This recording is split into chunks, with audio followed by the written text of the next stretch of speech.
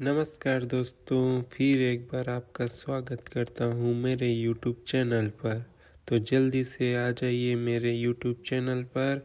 आपको आज कहानी सुनाऊँगा सिंहासन बत्तीसी की 18वीं पुतली तारामती की। चलिए जल्दी से शुरू करते हैं। एक दिन की बात है, राजा विक्रमादित्य की गुणग्राहिता का कोई जवाब नहीं था। वे विद्वानों तथा कलाकारों को बहुत सम्मान देते थे। उनके दरबार में एक से बढ़कर एक विद्वान तथा कलाकार मौजूद थे। फिर भी अन्य राज्यों से भी योग्य व्यक्ति आकर उनसे अपनी योग्यता के अनुसार आदर और पारितोषिक प्राप्त करते थे।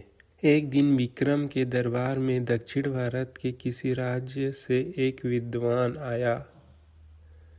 उसका कहना था कि विश्वासघात विश्व का सबसे नीच कर्म है। राजा को अपना विचार स्पष्ट करने के लिए एक कथा सुनाई। उसने कहा, आर्यों में बहुत समय पहले एक राजा था। उसका भरा पूरा परिवार था। फिर भी 70 वर्ष की आयु में उसने एक रूपवती कन्या से विवाह किया। वह नई रानी के रूप पर इतना मोहित हो गया कि उससे एक पल भी अलग होने का उसका मन नहीं करता। वह चाहता था कि हर वक्त उसका चेहरा उसके सामने रहे। वह नई रानी को दरबार में भी अपने बगल में बिठाने लगा। उसके सामने कोई भी कुछ बोलने का साहस नहीं करता, मगर उसके पीठ पीछे सब उसका उपहास करते। राजा के महामंत्री को यह बात बुरी लगी। उसने एकांत में राजा से कहा कि सब उसकी इस बात की आलोचना करते हैं। अगर वह हर पल नई रानी की चेहरा देखना चाहता है तो उसकी अच्छी सी तस्वीर बनवाकर राज सिंहासन के सामने रखवा दें। चूंकि इस राज्य में राजा के अकेले बैठने की परंपरा रही है, इसलिए उसकी रानी की दरबार में अपने साथ लाना अशोभनीय है। महामंत्री राजा का युवा काल से ही मित्र जैसा था और राजा उसकी हर बात को गंभीरता पूर्वक लेता था। राजा महामंत्री से किसी अच्छे चित्रकार को छोटी रानी के चित्र को बनाने का काम सौंपने को कहा। महामंत्री ने एक बड़े ही योग्य चित्रकार को बुलाकर चित्रकारी से रानी का चित्र बनाना शुरू करवा दिया। जब चित्र बनकर दरबार आया तो हर कोई चित्रकार का प्रशंसक हो गया। बारीक से बारीक चीज को भी चित्रकार ने उस चित्र में उतार दिया। चित्र ऐसा जीवान था मानो छोटी रानी किसी भी क्षण बोल पड़ेगी। राजा को भी चित्र बहुत पसंद आया। तभी उनकी नज़र चित्रकार द्वारा बनाई गई रानी की जांघ पर गई, जिस पर चित्रकार ने बड़ी सफाई से एक तिल दिखा दिया था। राजा को शंका हुई कि रानी की गुप्त अंग भी चित्रकार ने देखे हैं और क्रोधित होकर उनसे चित्रकार से सच्चाई बताने को कहा। चित्रकार ने पूरी शालीनता से उससे विश्वास दिलाने की कोशिश की कि प्रकृति ने उसे सूक्ष्म दृष्टि दी है, जिससे उसे छिपी हुई बात भी पता चल जाती है। तिल उसी का एक प्रमाण है और उसने तिल को खूबसूरती बनाने के लिए दिखाने की कोशिश की है। राजा को उसकी बात का जरा से भी विश्वास नहीं हुआ। उसने जल्लादों को बुलाकर तत्काल घने जंगल में जाकर उनकी गर्दन उड़ा देने को हुक्म दे दिया तथा कहा कि उसकी आंखें निकाल कर दरबार में उसके सामने पेश करें। महामंत्री को पता था कि चित्रकार की बातें सच है। उसने रास्ते में उन जल्लादों को धन का लोभ देकर चित्रकार को मुक्त करवा लिया तथा उन्हें किसी हिरण को मारकर उनकी आंखें निकाल कर ले आने को कहा, ताकि राजा के विश्वास हो जाए कि कलाकार को खत्म कर दिया गया है। चित्रकार को लेकर महामंत्री अपने भवन ले आया है तथा चित्रकार वेश बदलकर उसी के साथ रहने लगा। कुछ दिन बाद राजा का पुत्र शिकार खेलने गया तो एक शेर उनके पीछे पड़ गया। राजकुमार जान बचाने के लिए एक पेड़ पर चढ़ा।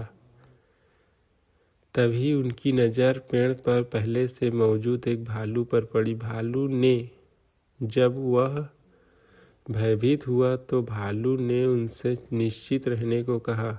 वह भी उसी की तरह शेर से डर कर पेड़ पर चढ़ा हुआ है और शेर के जाने की प्रतीक्षा कर रहा है। शेर भूखा था और उन दोनों पर आँख जमाकर उस पेड़ के नीचे बैठा था। राजकुमार को बैठे बैठे नींद आने लगी और जगे रहने उसे मुश्किल दिख पड़ा। भालू ने अपनी ओर उसे बुला लिया और एक घनी शाखा पर कुछ देर सो लेने को कहा। भालू ने कहा कि जब वह सोकर उड़ जाएगा तो वह जाग कर रखवाली करेगा और भालू सोएगा। जब राजकुमार सो गया तो शेर ने भालू को फुसलाने की कोशिश की। उसने कहा कि वह और भालू वन्य प्राणी है, इसलिए दोनों को एक दूसरे का भला सोचना चाहिए। मनुष्य कभी भी वन्य प्राणी का दोस्त नहीं हो सकता। उसने भालू से राजकुमार को गिरा देने को कहा जिससे कि वह उसे अपना ग्रास बना सके, मगर भालू ने उसकी बात नहीं मानी तथा कहा कि वह विश्वासघात नहीं कर सकता। 4 घंटे की नींद पूरी करने के बाद जब राजकुमार जागा तो भालू की बारी आई और वह सो गया। शेर ने अब राजकुमार को फुसलाने की कोशिश की। उसने कहा कि क्यों वह भालू के लिए दुख भोग रहा है। वह अगर भालू को गिरा दे तो शेर की भूख मिट जाएगी और वह आराम से राजमहल लौट जाएगा। राजकुमार उसकी बातों में आ गया। उसने धक्का देकर भालू को गिराने की कोशिश की, मगर भालू न जाने कैसे जाग गया और राजकुमार को विश्वासघाती कहकर खूब धिक्कारा। राजकुमार की अंतरात्मा ने उसे इतना कोसा कि वह गूंगा हो गया। जब शेर भूख के मारे जंगल में अन्य शिकार की खोज में निकल गया तो वह राजमहल पहुंचा। किसी को भी उसके गूंगा होने की बात समझ में नहीं आई। कई बड़े वैद्य आए मगर राजकुमार का रोग किसी की समझ में नहीं आई। आखिरकार महामंत्री के घर छिपा हुआ वह कलाकार वैद्य का रूप धरकर राजकुमार के पास आया। उसने गूंगे राजकुमार के चेहरे का भाव पढ़कर सब कुछ जान लिया। उनके राजकुमार को संकेत की भाषा में पूछा कि क्या आत्मग्लानि से पीड़ित होकर वह अपनी वाणी खो चुका है। तो राजकुमार फूट फूट कर रो पड़ा। रोने से उस पर मनोवैज्ञानिक असर पड़ा और उनकी कोई वाणी लौट आई। राजा को बड़ा आश्चर्य हुआ कि उसने राजकुमार के चेहरे को देखकर सच्चाई कैसे जान ली। तो चित्रकार ने जवाब दिया कि जिस तरह कलाकार ने उनकी रानी की जांघ का तिल देख लिया था। राजा तुरंत समझ गया कि वह वही कलाकार था जिसके वध की आज्ञा दी थी। वह चित्रकार से अपनी भूल की माफ़ी मांगने लगा तथा ढेर सारे इनाम देकर उससे सम्मानित किया। उस दक्षिण के विद्वान की कथा से विक्रमादित्य बहुत प्रसन्न हुए तथा उनके पंडित का सम्मान करते हुए उसे 1 लाख स्वर्ण मुद्रा दी। तो ये कहानी यहीं तक था दोस्तों। धन्यवाद।